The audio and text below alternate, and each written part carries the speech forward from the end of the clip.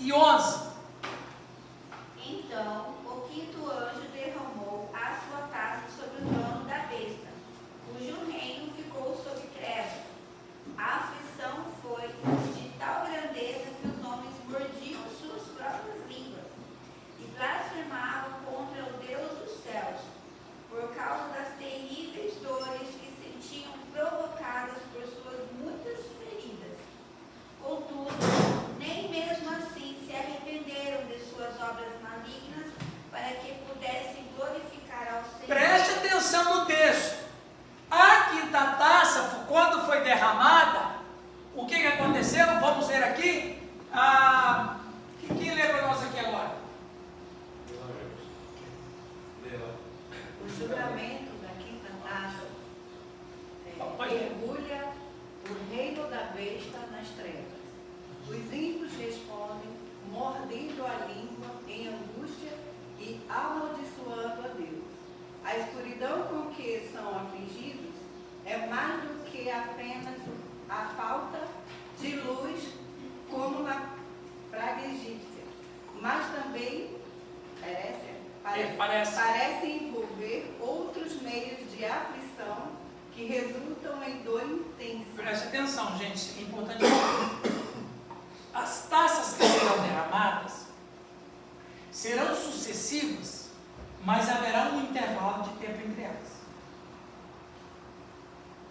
Ok? Isso é importante falar. Quanto tempo? Não sei, mas vai ter intervalo de tempo. Né? O julgamento é inevitável, porém as taças são derramadas em um período de tempo. Então, o julgamento da quinta taça agora é no trono do anticristo. Né?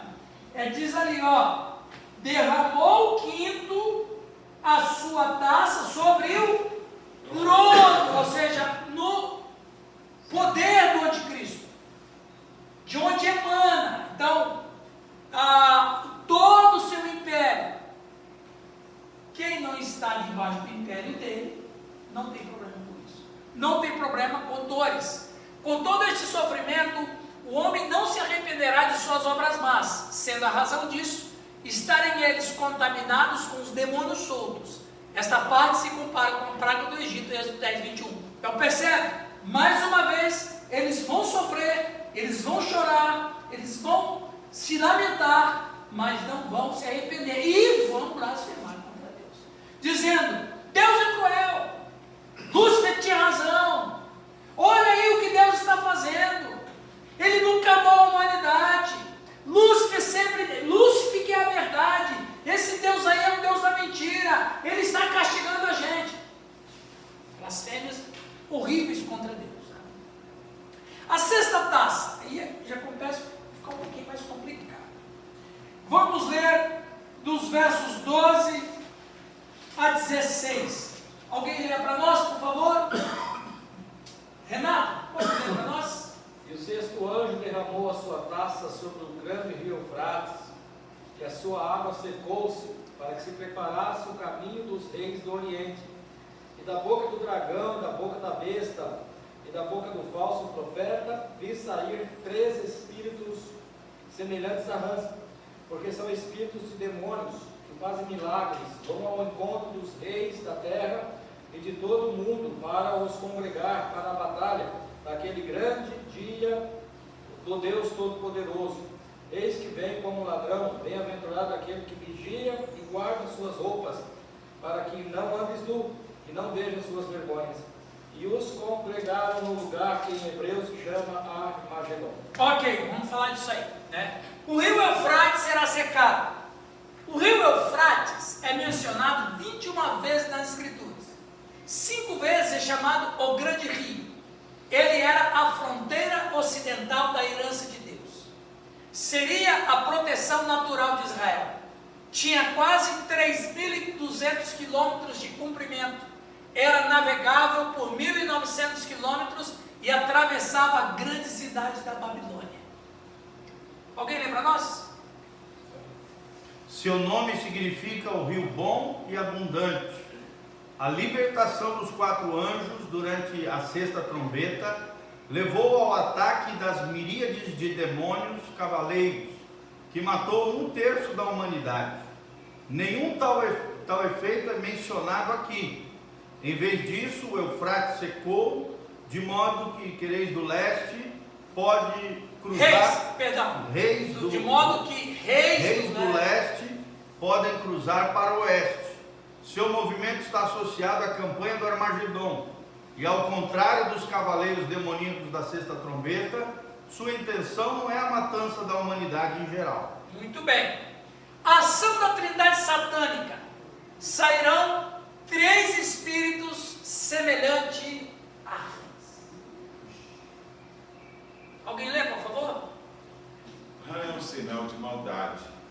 Junto a esta figura, ajunta-se as serpentes, os sapos, escorpiões, lagartos, etc. Só um instantinho, você já reparou que em cultos animalistas, ocultistas, geralmente se faz referência a esses tipos de seres, de animais?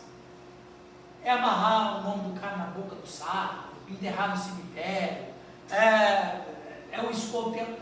Então, são animais que estão associados com as trevas. São animais que estão associados com maldade, com demônios, com o diabo.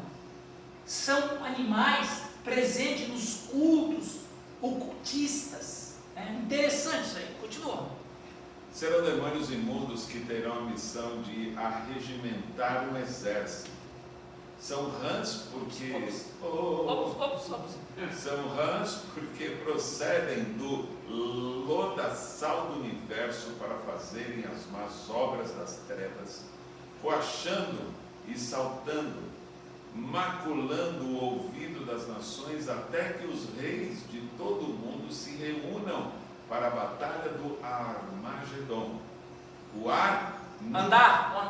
andar nu é não estar preparado espiritualmente para encontrar com Jesus. Agora, falando do Armagedon, a batalha do Armagedon, que é interessante, né? Que vai acontecer aqui. Armageddon.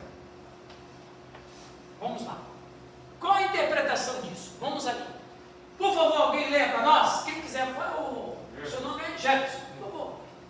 Aqueles que acreditam que o livro do Apocalipse está todo cumprido na história têm dificuldades com esta batalha. Alguns dizem que é o grande vale do Mississippi, alguns anos atrás. Alguns diziam que era Sebastopol ou a Crimeia. Outros pensam que é a França, enquanto muitos o tomam como um mero lugar ideal para um conjunto ideal, não tendo existência de fato. A tais noções selvagens, contraditórias e mutuamente destrutivas, são os homens levados uma vez que se afastam da letra do que está escrito. Ok, vamos ali. O Armagedon será uma guerra do Oriente Médio? Não. Não vai ser. No imaginário, vai ser. Só no imaginário.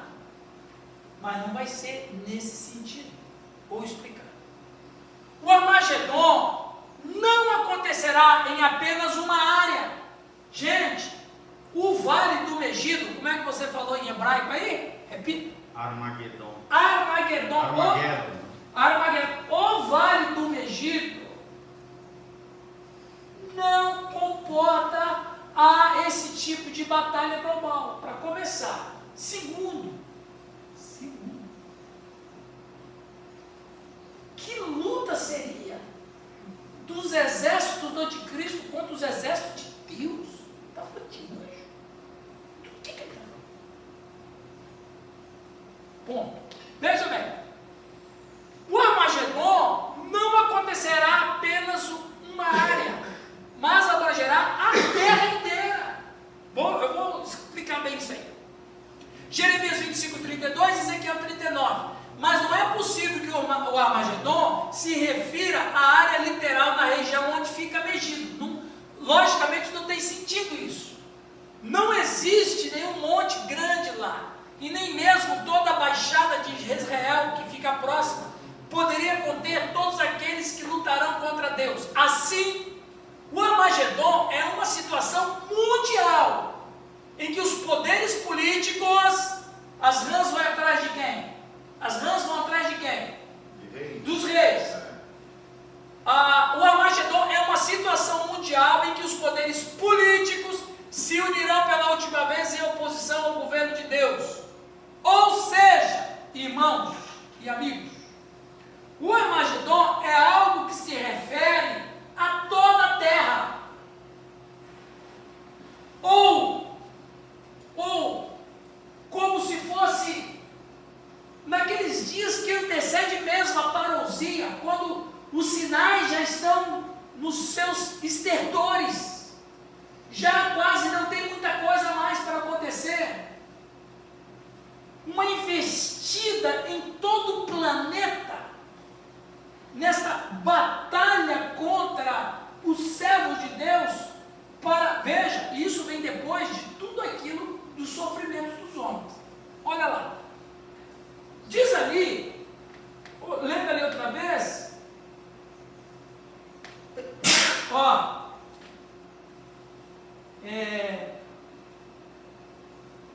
isso aqui, Apocalipse. não, peraí um pouquinho.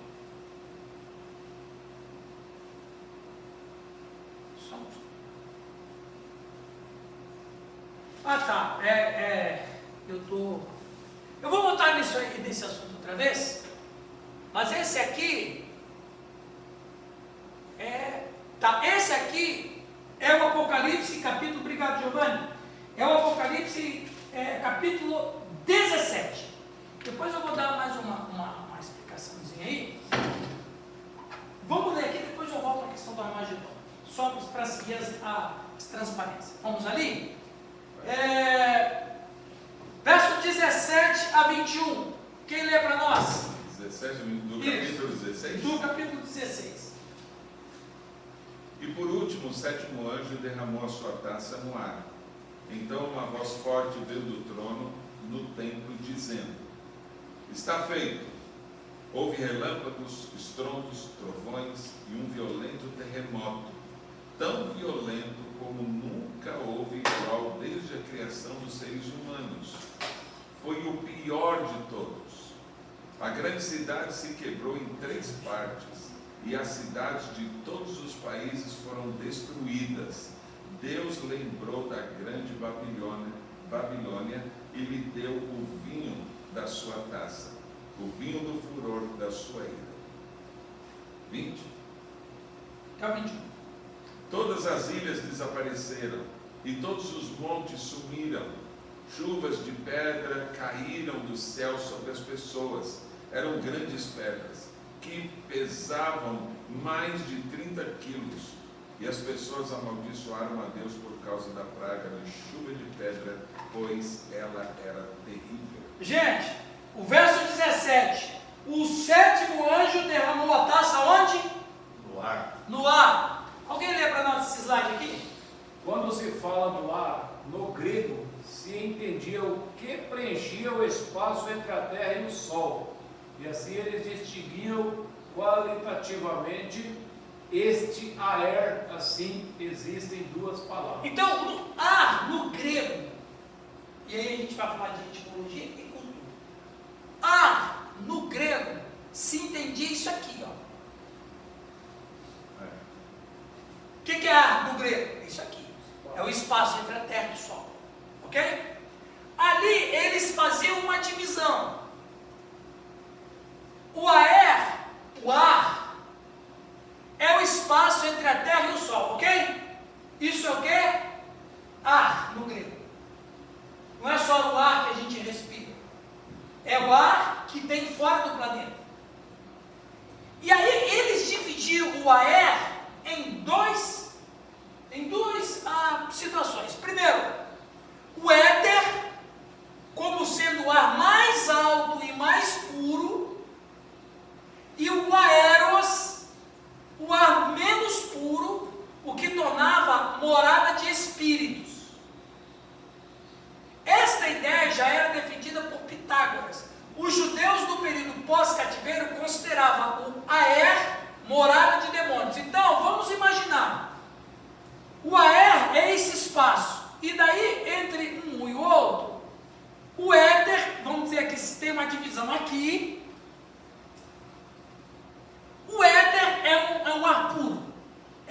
deuses.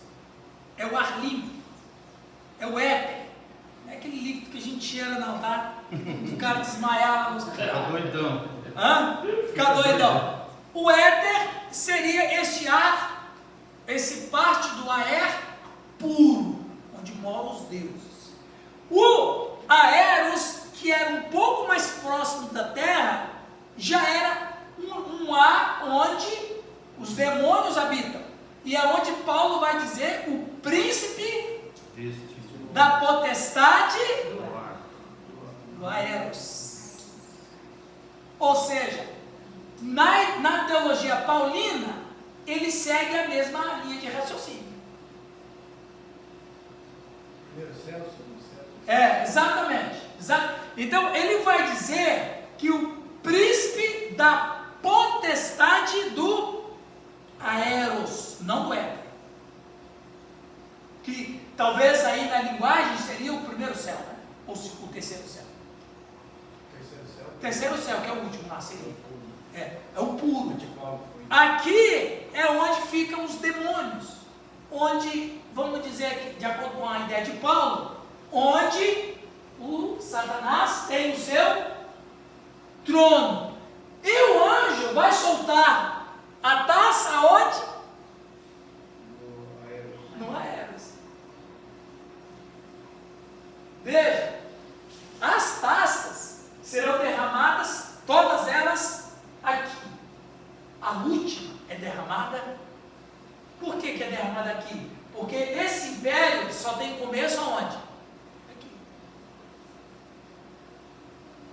E preste atenção, olha o que o anjo diz. O Raul leu bem. Final do verso 17. Vamos ler outra vez o verso 17, por favor? O que diz lá? O que diz lá? Então uma voz forte veio do trono do templo dizendo: está feito. Ok.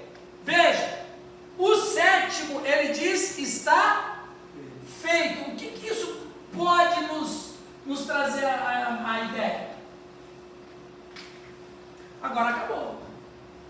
Começamos, o finalmente veio, onde é o começo de tudo. No aeros.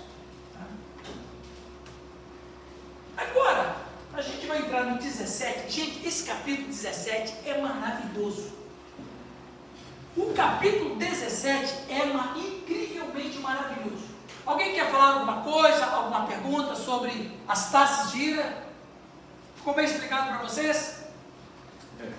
Essa taça é a última, o que é mesmo? Vai jogar lá no demônio? Vai jogar no ar, lá. Ah, sim. Vamos dar uma continuada. No éter. No éter. Vamos dar uma continuada ali. Aí no verso 18, sobrevieram relâmpagos, vozes e trovões, e ocorreu grande terremoto como nunca houve desde que a gente sobre a terra. Um terremoto a nível de números estratosféricos.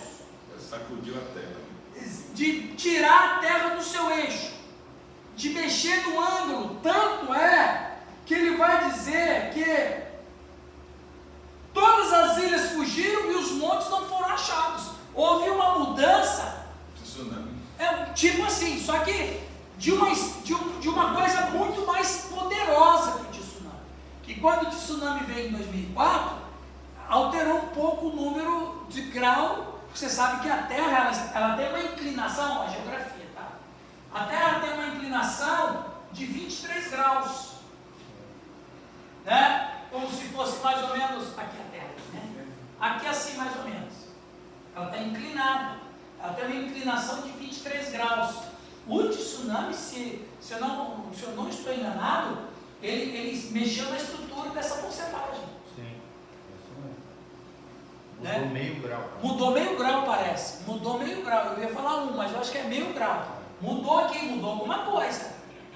E você pode observar que nós temos uma reação da natureza: seca quando é para chover, chuva quando é para ter seca.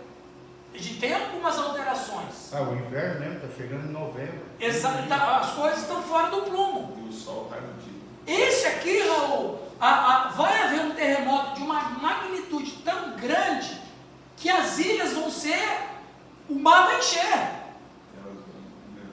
E o mar vai encher de uma maneira tão interessante que vai cobrir as montanhas, não todas, mas pelo menos uma boa parte das montanhas vão ser cobertas, porque o texto está dizendo aqui que todas as ilhas fugiram.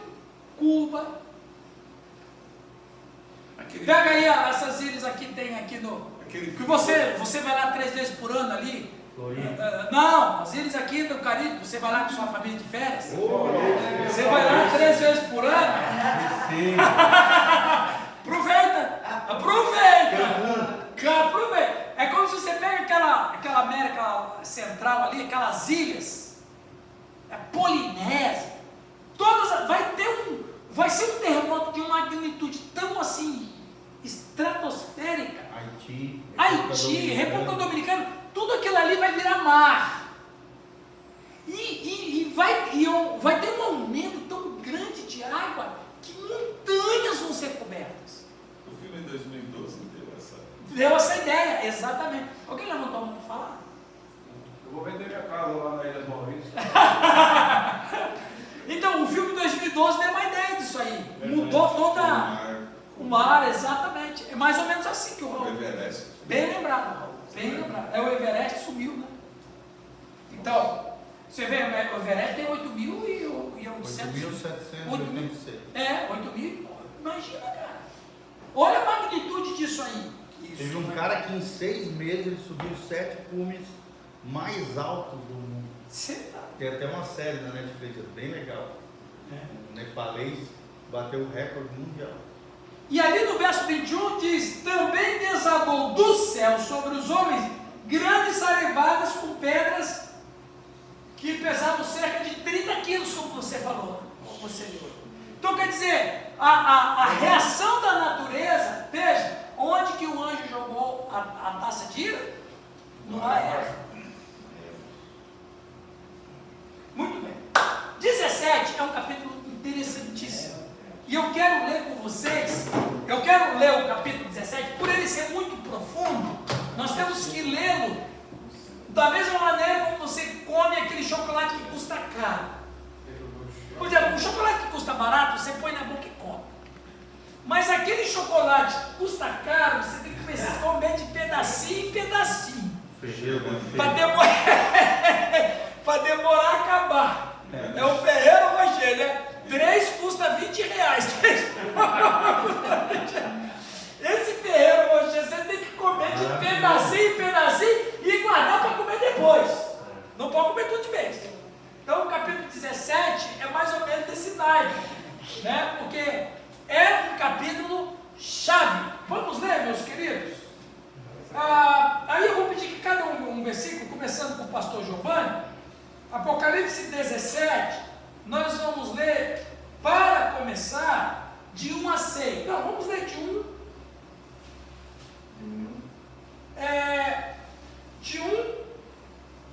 a 11. Cada um lê um versículo. Começa com o pastor Giovanni. Bem alto, tá, galera? Para ficar registrado. Isso. E veio um dos 7 anjos que tinham as 7 taças e falou comigo dizendo-me: vem e mostrar-te-ei a condenação da grande prostituta que está assentada sobre muitas águas, com a qual se prostituíram os reis da terra, e os que habitam na terra se embebedaram com o vinho da sua prostituição. Transportou-me o anjo em espírito a um deserto e viu uma mulher montada numa besta escarlate, besta repleta de nomes de blasfêmia, com 7 cabeças e 10 chifres. E a mulher estava vestida de púrpura e de escarlata e adornada com ouro e pedras preciosas e pérolas. E tinha na sua mão um cálice de ouro cheio das abominações e da imundícia da sua fornicação. Na sua fonte achava-se escrito um nome, um mistério: Babilônia, a grande, a mãe das meretrizes e das abominações da terra. E vi que a mulher estava embriagada do sangue dos santos e do sangue das testemunhas de Jesus.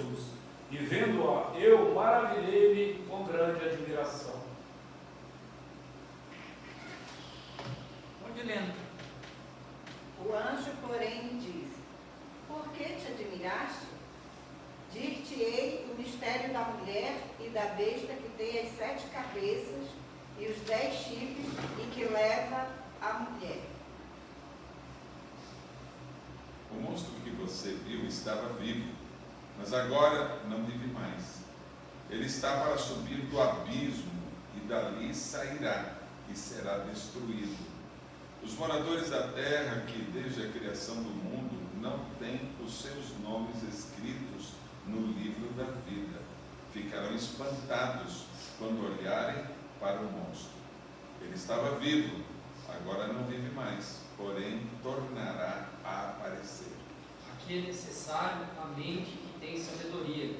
As 7 cabeças são 7 montes, sobre os quais a mulher está sentada. Significam também 7 reis. 5 deles já caíram. Um ainda persiste, mas outro ainda não surgiu. Entretanto, quando aparecer, deverá governar durante pouco tempo. A besta que era, e agora não é, é o 8º rei, e um dos 7 caminha para a perdição. E os 10 chifres que viste são 10 reis, que ainda não receberam o reino, mas receberão poder como reis por 1 hora, juntamente com a besta. Muito bem. E, gente, prestem atenção em cada texto que a gente vai ler. Lógico, o que significa a palavra besta no grego? Monstro. Monstro. Therion. Therion, no grego, therion significa monstro. É traduzido besta, por ser uma palavra muito comum no século XVI, no século XVIII. Mas a palavra mais correta é monstro. Então, se você imaginar que ela viu um animal com tudo isso aqui, o que é isso aqui? Monstro. Um monstro. Um monstro. Vamos lá. O livro do Apocalipse nos mostra 5 inimigos de Cristo: o dragão, o anticristo, o falso profeta, a grande meretriz e os homens que têm a marca da besta. Esse quadro é apresentado nos capítulos 12 a 14. Agora vamos ver a queda desses inimigos em ordem decrescente. No capítulo 17 vemos a história da grande meretriz. No capítulo 18, a sua queda completa. No capítulo 19, vemos Cristo triunfando sobre todos os seus inimigos em sua segunda vinda. Vamos falar da Babilônia. Por gentileza, alguém lê para nós? Babilônia era uma cidade literal, no rio Eufrates, Gênesis 11, 1 ao 10. Mostra que logo após o dilúvio, Babilônia era a sede da civilização que expressava hostilidade organizada a Deus. Para aqueles familiarizados com o Antigo Testamento, o nome Babilônia está associado à idolatria organizada, blasfêmia e perseguição ao povo de Deus. Preste atenção, isso aqui, isso que você vai ouvir, é importante para o seu conhecimento. Cidade. Qual foi a primeira cidade registrada na Bíblia? Qual foi? Não. A primeira cidade. Enoque. Quem que fundou Enoque? Primeira cidade? Enoque. Quem fundou Enoque? Caim. Quando que ele fundou essa cidade? Quando ele rompeu com Deus. Quando ele fugiu da presença de Deus. Ele rompeu com Deus, Deus o amaldiçoou. Qual foi a primeira coisa que ele fez? Criou uma cidade. Então, a primeira pessoa da história da humanidade a fundar uma cidade foi Caim. Enrod é o descendente dele, né? Hã? Enrod. Vou chegar lá. Nós vamos chegar lá. O Caim fundou a cidade e chamou Enoque. fundou a cidade e chamou Enoque, o que estava por detrás? O Caim criou, na verdade, um sistema contra Deus. Então veja, a primeira ideia de se fundar uma cidade é criar um sistema contra Deus. Quando Caim, por que ele não chamou a cidade de Deus? Deusópolis. Basileia. Por que ele não chamou a cidade de Edenópolis? Por que ele chamou a cidade de um homem pecador? Ali começa a ideia de que cidade é um sistema criado contra Deus. Ninguém fundou cidade. Patriarca nenhum fundou cidade. Adão não fundou cidade. Ninguém fundou cidade. Caim fundou cidade. E ele funda uma cidade quando ele tem uma ruptura com Deus e quando ele é amaldiçoado. Ou seja, a cidade que ele criou foi criada debaixo de maldição.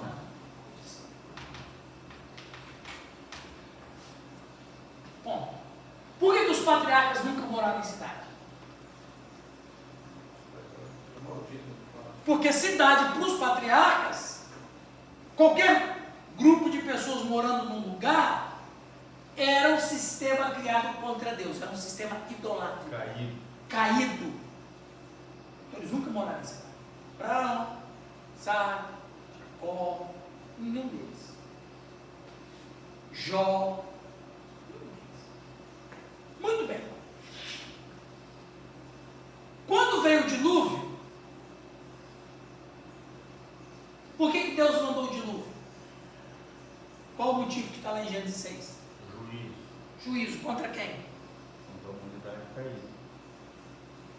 Contra a humanidade caída. Mas tinha alguém ali que Deus queria destruir. Quem? Descendência de Caim. Porque a descendência de Caim era a pior tipo de ser humano que tinha na terra. Sobrou a descendência de Sete. Quem que escapou da descendência de Sete? Noé. No dilúvio pereceu toda a descendência de Caim e quase toda a descendência de Sete. Agora, o descendente, mais pessoas poderiam ser salvas? Poderiam. Quantos anos que Noé ficou pregando justiça? 120. O que você está construindo aí, tio? Rapaz, eu ainda não sei, mas Deus mandou. Eu não sei, mas Deus falou que é para fazer isso aqui, porque vai vir água, vai afogar, vai matar todo mundo. Ninguém acredita. E o que é lindo é que, por mais que ele construiu a arca, ele só entrou na arca depois que Deus disse para ele entrar. E foi Deus quem fechou. Exatamente. Constrói a arca. E o texto de Hebreus vai dizer que ele foi o pregador da 120 anos pregando o quê? Deus vai destruir. Se arrependam e entram aqui. Ninguém quis entrar. Só entrou outro. Esse é o cara. Morreu a descendência de Caim. Aí veio uma outra descendência. A descendência que se apareceu, aí chega Nimrod. Você está falando? Quem é Nimrod? Nimrod, ele é um sujeito que ele assume um protagonismo muito grande no Oriente Médio. O Nimrod foi o primeiro arquiteto da história da humanidade. Ele foi o cara que desenhou Babilônia. Ele foi quem construiu Babilônia. E foi ele que construiu Babilônia para ser uma afronta a Deus. Por quê? Lembra da construção da Torre de Babel? Tem um detalhe ali que pouca gente sabe, vocês vão saber. Talvez vocês já sabiam. Talvez não. O Nimrod, claro, o Nimrod ficou sabendo o que aconteceu com a história. Sem Cã e Jafé. O que eles vão dizer para os filhos deles?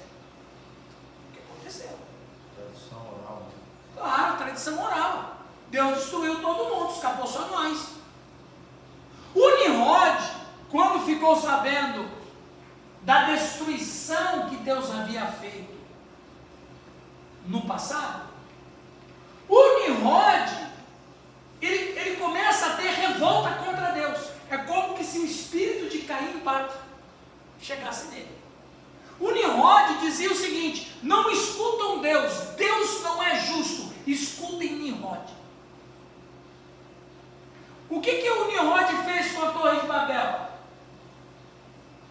Você sabe por que a Torre de Babel foi uma afronta a Deus? Sabe, pastor Giovanni? Por que foi? Porque o Nimrod ficou tão revoltado com Deus,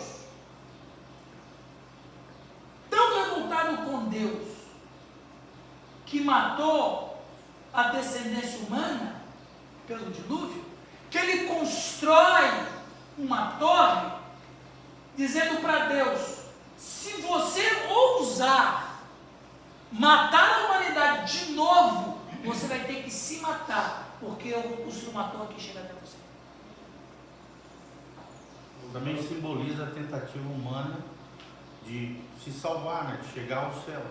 Então veja, que é blasfêmia. Uma afronta. A Torre de Babel foi erigida para blasfemar contra Deus, pela revolta de Nimrod contra Deus. O que Nimrod faz? O Nimrod, ele dissemina uma religião politeísta contra Deus. Constrói uma torre para afrontar Deus. Ou seja, o Nimrod ressuscita um sistema caído de quem?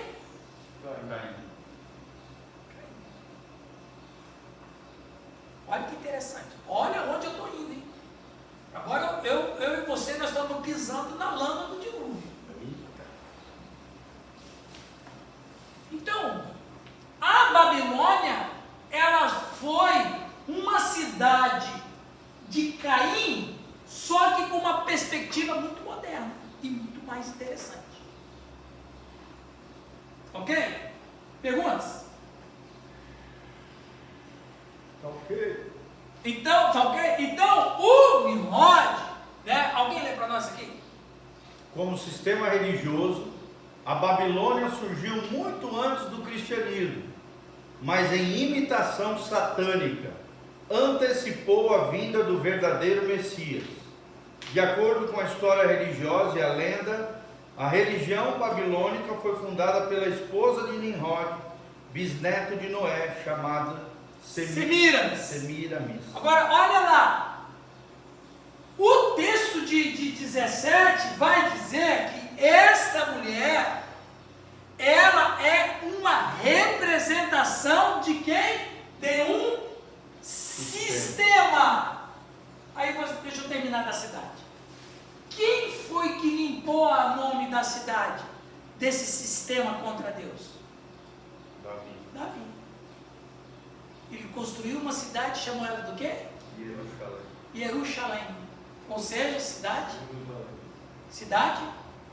Jerusalém. Cidade da Paz. Cidade da Paz. Jerusalém. O nome, né? Em hebraico. Jerusalém. Cidade da Paz. Ou seja, ele está desfazendo a maldição de cidades. Então, a partir de Davi, ele quebra essa maldição de que cidade é um sistema contra Deus. Não. A cidade que eu estou fundando é uma cidade para glorificar a Deus. Ok? Isso é uma coisa importante. Descendente de Davi, que é Jesus, vai reinar a partir de Jerusalém. De Jerusalém. Ok. Quem está? Alguém lê para nós, por favor, aqui? Quem está sentado sobre muitas águas? Babilônia está sentada sobre muitas águas, isto é, ela preside muitas nações. Ela tem um caráter universal, internacional. Esta é a unificação de toda religião falsa e idólatra. Então, o que é essa mulher? Essa mulher, ela é um sistema criado de uma cultura contra Deus. E como que eles fazem isso? Como eles fizeram isso? Criando um grupo de pessoas que adoravam outros deuses. Olha aqui. Olha aqui. Qual é a ideia do anticristo? Blasfêmia, pecado. Criar um sistema Apóstolo. de blasfêmia contra Deus. Ora, o que Nimrod fez, sendo que ele era bisneto de Noé? Ele sabendo quem era Deus, o que ele fez? Criou outros deuses para afrontar Deus. E essa é a primeira religião, né? A Zoroastro. primeira religião é babilônica. Zoroastro. E mais, há uma corrente de pensamento, não posso afirmar, passo apenas como uma informação, que o homossexualismo surgiu na Babilônia. Como? Adorando os deuses da fertilidade. Adorando Estar. Estar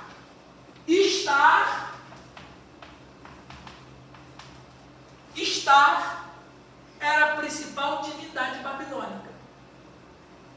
Era a deusa da fertilidade. Ora, num culto de deusa da fertilidade, o que rola? Bacanal, sexo, orgia. E nesse culto idolátrico a Estar, valia homem com homem, mulher com mulher. Só que a prática homossexual era restrita ao templo. Mas, por causa da maldade humana, ele saiu do templo. Então, a prática homossexual começou, historicamente, na Babilônia. Agora você entende por que o anjo vai dizer Babilônia, mãe das meretrizes. Ou seja, mãe dos pecados sexuais. Pecado sexual da prostituição e pecado da prostituição espiritual começou aonde? Então, quer dizer, prostituição, homossexualismo e toda a maldade degenerativa do ser humano começa Babilônia. Você quer um útero onde foi gerado toda a maldade humana? Babilônia. O Nimrod foi o grande arquiteto e visualizador da Babilônia. Semíramis, a sua esposa, que cuidava da questão religiosa. A Semíramis se tornou uma sacerdotisa fundadora da religião, e o Nimrod foi o grande mentor, arquiteto da Babilônia e todo esse sistema caído. Que o João está vendo simbolizado numa mulher. Agora, por que ela se tornou, olha lá,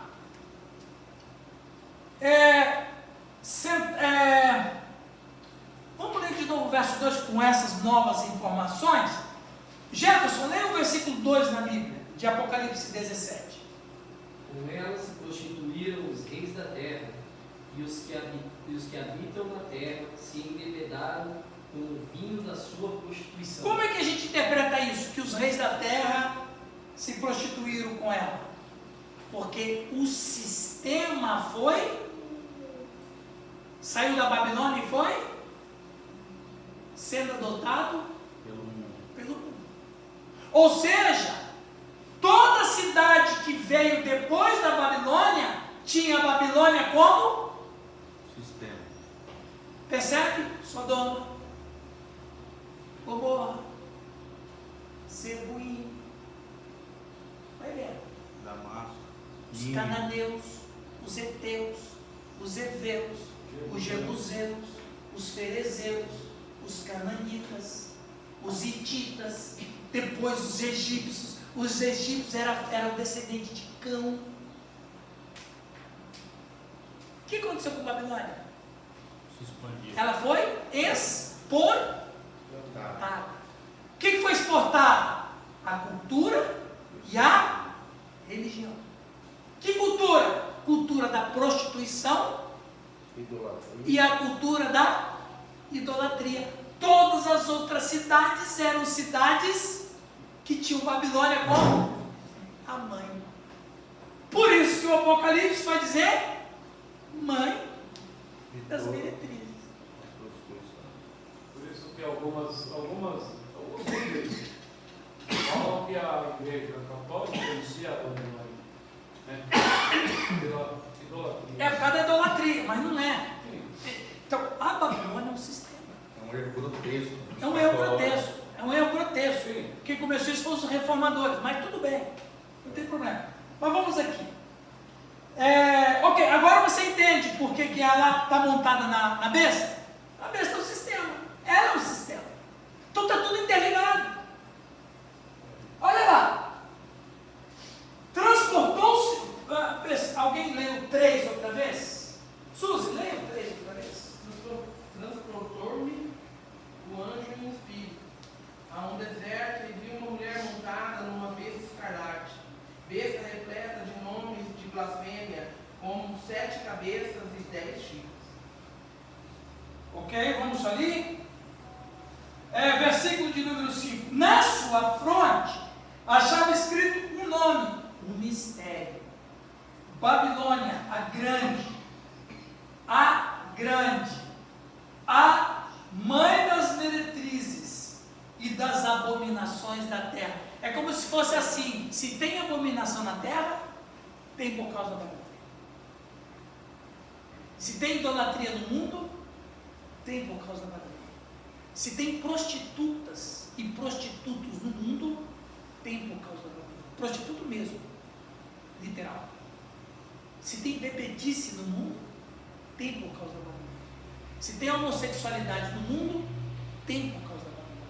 Percebe porque ela é mãe das meretrizes? E percebe porque o império do anticristo vai ser esse sistema restaurado outra vez? O que atrapalhou o sistema? Exatamente, agora bem a igreja, quase a igreja. O que atrapalhou o sistema foi isso aqui, ó. Os santos.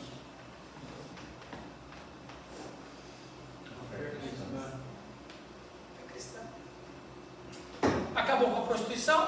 Acabou, vocês sabem o que eu quero dizer. Fez frente à prostituição. Poligamia. Fez frente à poligamia. Fez frente ao homossexualismo. Fez frente à idolatria e fez frente a um sistema contra Deus. Os historiadores dizem que antes da reforma protestante, 80% do mundo era poligâmico. Sim. E depois da reforma protestante, hoje é o contrário. 20% é poligâmico, ainda existem, né, várias nações, África, Oriente, né, que ainda tem poligamia, mas hoje é a minoria, por causa da reforma protestante. Exato. Agora, gente, olha como que na Bíblia tudo se encaixa. Versículo 6. Alguém, por favor, irmão, seu nome é? Leia, isso, leia o 6, por gentileza. Então, vi a mulher embriagada com o sangue dos santos e com o sangue das testemunhas de Jesus. E quando a vi, admirei-me com grande espanto. Ou seja, esse sistema ressuscitado no anticristo vai perseguir o que é cristão. E ela está embriagada com o sangue deles. Quem? O sistema. Não é a mulher. É o sistema. O anticristo vai matar muita gente. A mulher só é um símbolo. É só um símbolo. Por causa da nome feminino, né? A Babilônia, a cidade, a mulher. Ok? Versículo de número 7, outra vez, por favor. E o anjo me disse: por que te admiras? E eu te direi o mistério da mulher e da besta que a traz, a qual tem 7 cabeças e 10 chifres. Veja bem, muitas pessoas gostam de identificar essa grande prostituta com a Igreja Católica Romana. Mas a religião falsa não se limita a nenhuma igreja. Até mesmo porque, dentro do catolicismo, com todos os pecados de idolatria, de salvação pelas obras, com todo esse lixo teológico que tem dentro do catolicismo, ainda a gente encontra a gente salvada. A gente não pode ser obtuso. Tem gente lá dentro que é salva. Então, a Babilônia não pode ser. Principalmente na renovação. Principalmente na renovação. Então, a Babilônia não pode ser o catolicismo. Com todos os problemas teológicos e as heresias. Mas não pode ser. Será um sistema eclesiástico religião criada pelo anticristo. Alguém lê isso aqui? Então, se não, então ela vai ser perseguida também. Quem? Vaticano. Os que só vai ser perseguido, Os verdadeiros. os que estão dentro do catolicismo, mas que são gente de Deus, que vai reconhecer que o cara é o anticristo e não vai aceitar a marca dele. Remanescente. É um remanescente. É só Deus quem sabe. Exatamente. Agora, pelo que a gente pode observar, uma maioria vão estar casando com o anticristo, como muitos de nós protestantes também vão estar casando com o anticristo. Percebe? Vamos adiante. Lembra isso aqui, por favor. Dizes que as muitas águas são povos, multidões, nações e línguas. A mulher também é conhecida como grande cidade. Essas duas características de sua descrição estão em tensão. Como ela pode estar sentada, ou seja, apoiada ou influenciando e controlando uma comunidade global, incluindo diversas nações, abrangendo regiões geográficas separadas, e ao mesmo tempo ser uma grande cidade? Porque ela é um sistema. O sistema, ele não é geográfico. Ele está impregnado dentro da proposta do coração dos homens. Principalmente quem? Os líderes. Os líderes. Os líderes. Então quem é que propõe o sistema? Líderes. Por exemplo, o movimento ecumênico. O movimento ecumênico. Nova Era. A nova, e tudo, somos líderes. Olha lá, alguém lê para nós isso aqui? É igual aqui no Brasil, né? Todo mundo fala em Lula, mas é o sistema que está por trás. É o sistema. O Lula é parte do sistema. É um peão só. É um peão, tem alguém por detrás. A meretriz. José, lê para nós. A meretriz é atraente e repulsiva ao mesmo tempo. Debaixo de suas vestes de púrpura, esconde suas abominações repulsivas. A grande meretriz é conhecida pela sua sedução. Versos 2, 4, 5. A religião falsa que o anticristo criará se unirá aos reis e governos mundanos numa relação devassa. O Estado sempre procurou se unir à religião para conseguir os seus propósitos. Exatamente. Por quê? Porque a religião une as pessoas.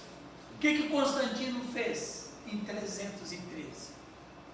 Na batalha do ponte do rio Melville.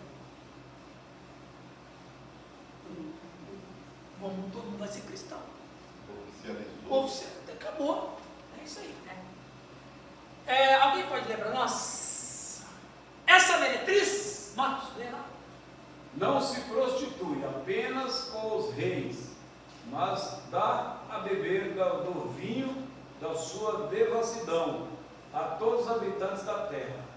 Ela é uma religião popular, ela atrai as multidões, ela não impõe limites. As heresias, o liberalismo e o sincretismo são expressões dessa grande meretriz que seduz os homens a viverem na impiedade, na devassidão, abominações e Bideligimaton. qualquer coisa que não deve ser trazida diante de Deus, porque desperta a sua fúria. Qualquer coisa relacionada com idolatria. Isso é abominação. Bideligimaton. Bideligimaton é qualquer coisa que vai diante de Deus e que deixa ele irado. Isso é abominação. Ok.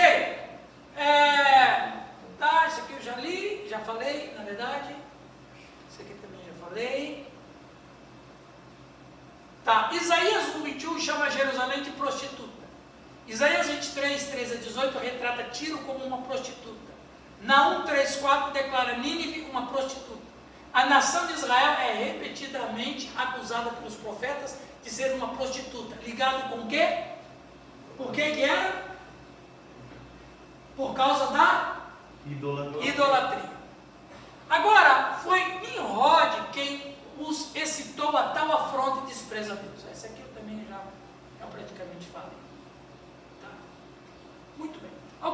próximo slide. Pode ser, Nilo. Muitos concluem que a prostituta do Apocalipse 17 representa um sistema religioso, enquanto a cidade em Apocalipse 18 representa um sistema comercial. Essa visão sustenta que é dito sobre a prostituta e o próprio fato de que é considerada uma prostituta. De que ela é considerada uma prostituta. Exige um papel puramente religioso para ela. Por outro lado, a ênfase comercial de Apocalipse 18 fala mais de um sistema comercial e de uma cidade. A mulher não só pratica prostituição espiritual e idolatria, ela também é consumida pelo materialismo e pela riqueza. A Babilônia de 17 é um sistema religioso. A Babilônia de 18 é um sistema de comércio. A gente vai falar sobre isso aí. Fica tranquilo. Tá. Isso aqui é importante. Deixa eu voltar aqui. Lembra nós, Ana, esse slide aqui? A antiga Babilônia é melhor compreendida aqui como arquétipo, cabeça de toda resistência mundana arraigada a Deus. Babilônia é uma realidade transhistórica. Isso que ela leu é importante. Babilônia é uma realidade transhistórica, ou seja, ela começou lá atrás, mas ela É paralela. ela continua, ela é paralela. Não começou e morreu. Ela começou. Veja, Babilônia não existe mais. Mas como que ela continua existindo? Como sistema. Como sistema. Como sistema. Continua ela, desculpa. Incluindo idolatria, reinos tão diversos como Sodoma, Gomorra, Egito, Babilônia, Tiro, Nínive e Roma. Babilônia é um símbolo escatológico de satanismo, engano e potência. Pode-se dizer que a Babilônia representa a cultura total do mundo à parte de Deus. Exatamente, é um sistema mesmo, né? A própria cidade de Roma também é um exemplo disso. Não é, inclusive... Tem 250 e poucas igrejas de santos diferentes. Então, assim, uma idolatria absurda. Absurda. Cada lugar que tu vai do Vaticano, assim, tem uma lojinha vendendo um monte de artigos esotéricos. Foi até lá no dia que você foi numa igreja, você se sentiu compungido, começou a rezar, não foi lá? Também. O Papa. Ok. Beijei o Papa. O fato da mulher estar montada na besta, a não ser a própria besta, significa que ela representa o eclesiástico poder distinto da besta, que é o poder político. Sua posição, a de montar a besta, indica por um lado que ela é apoiada pelo poder político da besta, e por outro que ela está num papel dominante, de pelo menos externamente controla e dirija essa besta. Isso já falei também. Tá, agora começa a ficar interessante esse versículo para frente. Por favor, alguém lê isso aí. Opa.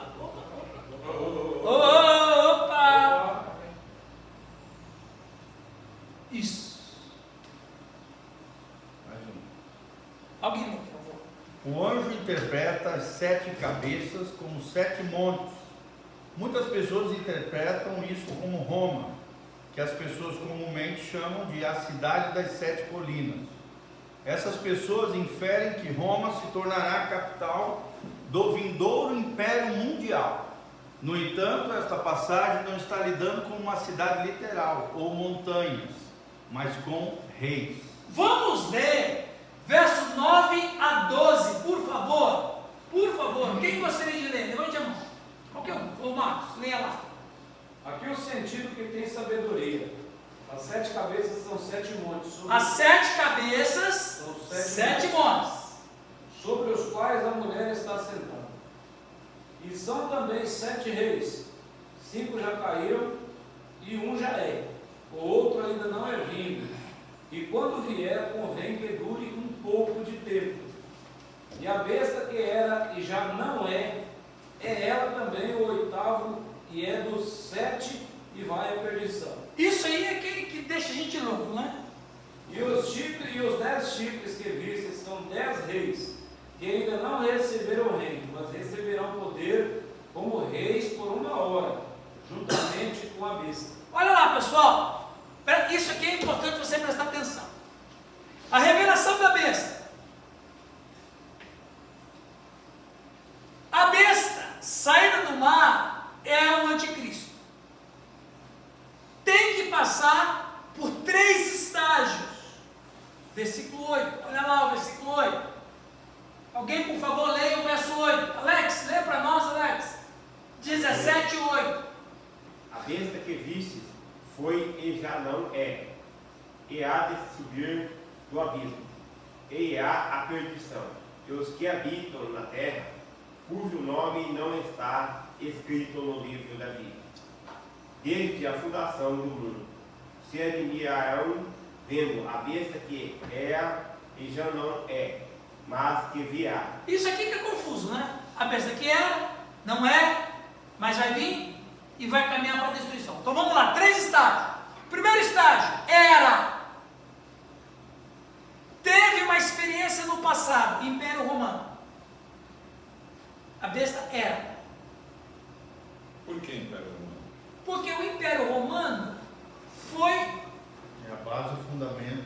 Veja bem, só vou adiantar um pouquinho aqui. Raul? Mas e o antes? Ele poderia ser o Egito? Não, porque o Império Romano foi o império que mais conquistou e demorou demorou 600, 700 anos. Então ele é esse glamorizado. Entendeu? Vamos lá. Segundo estágio. Não é. Haverá um tempo em que ela não vai existir. Que é o nosso agora. O Império Romano não existe. O Império Romano ocidental caiu em 476. E o Império Romano Oriental, com a queda de Constantinopla, em 1492. Os otomanos, que caiu em 1917. Então veja, segundo estágio, não é. Então vai ter um tempo que não vai existir. Terceiro estágio, está para emergir sua manifestação da personificação do mal. Agora, veja, olha o desenhozinho que eu fiz para vocês. Às vezes quando você fala e não entende, melhor desenhar, né, professor? Então vamos lá. Olha o que ele diz ali. Raul, final do 9. São também 7 reis. 7 reis. É isso mesmo? Sim. Dos quais caíram 5. Um existe. E o outro ainda não chegou. E quando chegar, tem de durar pouco tempo. Vamos lá. Os impérios antes que João está falando. Primeiro, Egito. Aí que você falou, Paulo. Segundo império, Assíria. Terceiro império, Babilônia. Quarto império, o Medo-Persa, que depois ficou persa. Então vamos lá. 5, o grego. Então vamos lá. Dos quais caíram, são 7 reis, dos quais caíram 5. 1, 2, 3, 4, 5. Um existe. E o outro?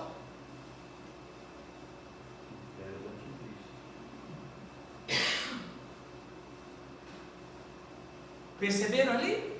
É a cabeça ferida, ferida de morte, que foi restaurada. Ou seja, presta atenção nessa máxima aí. Todos os 6 reinos perseguiram o povo de Deus na história.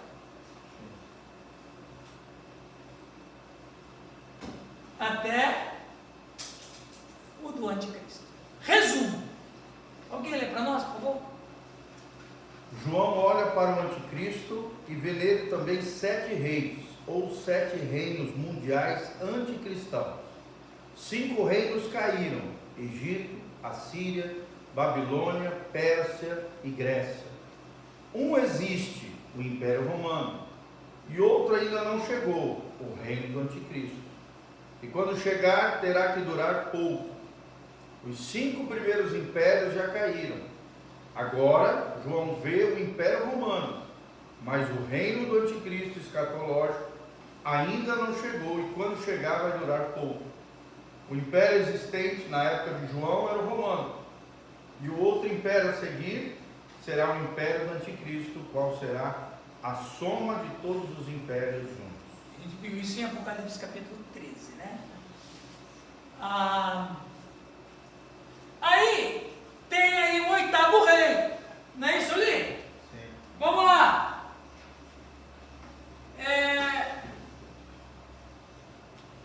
Versículo 11. Quem lê o 11, por gentileza? E a besta, que era e já não é ela também o 8º, e é do 7, e vai à perdição. Ora, como é que é isso? Que 8º rei é esse? Não é uma 8ª cabeça da besta, porque a besta tem apenas 7. Pois para constituir uma nova cabeça da besta, a forma de governo deve diferir, não apenas na natureza, mas também no nome. Esta cabeça da besta é, portanto, um dos 7, que foi ressuscitada. Mas peraí, mas o fato de ressuscitar alguém de poder. Não, ressuscitar não é uma morte literal, é a morte de um império. O império vai ser ressuscitado, entendeu? Tá.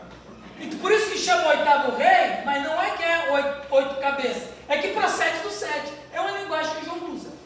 Porque, veja, ele é um velhinho de quase 100 anos, que quase morreu, teve todas aquelas visões, e de vez em quando ele dá uma pensadinha. O 8º rei será o Império Romano ressuscitado da pessoa do anticristo. Está acabando, vai fechar que está acabando. É o bispo. Era, porque já tinha se manifestado nas visões de Daniel. Não é, porque nos tempos de João não existia o anticristo. É ele fazendo referência ao próprio Império Romano. Amém, meus irmãos? Ô, irmão, Fala.